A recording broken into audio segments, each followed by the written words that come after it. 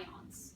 Okay, that's what's made up in our skin cells. Okay, and you have this acid that is this super strong acid, which is considered to be ionically charged. Okay, so things like other ions are going to be attracted to that one that's charged because it's powerful. Okay, and so the ions are attracted to that. So your hydrogen ions, in particular, will leave the cell and it'll just go directly to the acid. So when that acid is pulling those hydrogen ions away from the skin cells molecularly fall apart, okay? And that's what causes the skin cells to kind of die off and to separate from the rest of the skin because they become useless. They do not have their solid molecular structure anymore because the hydrogen ions are gone, okay? So that's actually what causes the peeling in the skin. I do not suggest that you try and explain this to your patients. This is for you, okay? This is just for you guys. And so that's why you see that peeling, that shedding going on with acids, especially stronger acids that are higher concentrated. Okay. Another thing that acids do is that they break up lipids and proteins as well, which is the glue that binds those dead skin cells together. So when all of that is being broken up, along with the separation of the ions from the cells, they have nothing to stick to anymore, and so they leave, and that's what happens. That's the shedding, and all of that just happens on the surface because they really don't get past those few couple layers of your epidermis. Okay. So all of the shedding that you see with alpha-hydroxy acids is all going to be a little bit more superficial in the skin, which is why they're really great for people who have textural issues, where they have like that thick, leathery skin, and they were sun worshippers at one point. These acids are really great for that. Okay, beta-hydroxy acids work a little bit more different.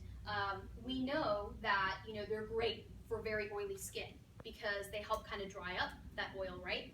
So they are what we call lipophilic. They are lipid-loving acids, okay? So they essentially make a beeline for the oil and the sebum in the pore, okay? And what happens is that everything that they've touched on their way down gets destroyed, okay? They not only remove the hydrogen ions from the skin, but they break up so much of the lipids in the skin. That's what really causes the skin to completely fall apart, okay? Because they destroy anything lipid in the skin. It neutralizes it, and so it dries it right up, which is why you can almost always guarantee that the skin is going to peel when you use a beta-hydroxy acid. And there's only one beta-hydroxy acid, and that's salicylic acid, okay? There's no other beta-hydroxy acids. So anytime you see or hear someone talking about beta-hydroxy acids, they are strictly speaking about salicylic acid, okay? And that because of the way that their mechanism of action is working, it's working a little bit deeper seated in the skin. So it works much deeper in the epidermis, much closer to the basal layer of your epidermis, closer to your dermal epidermal junction, okay? So when you think about these two different types of acids and how they're working on the skin, what do you think happens when you use the same type of acid on the patient's skin every single time they come into the office? Exactly. Because you're only affecting one part of the skin. So if you use only alpha-hydroxy acids, you're only affecting the surface. If you only use salicylic acids, you're only affecting something that's deeper seated, and you're not really giving the skin barrier a chance to kind of replenish itself and become smoother, okay? Another thing that I want to let you know about beta-hydroxy acids and the way that they work is that everything that it's destroying, another item that gets destroyed in all of that are melanocytes, okay? Hyperpigmentation.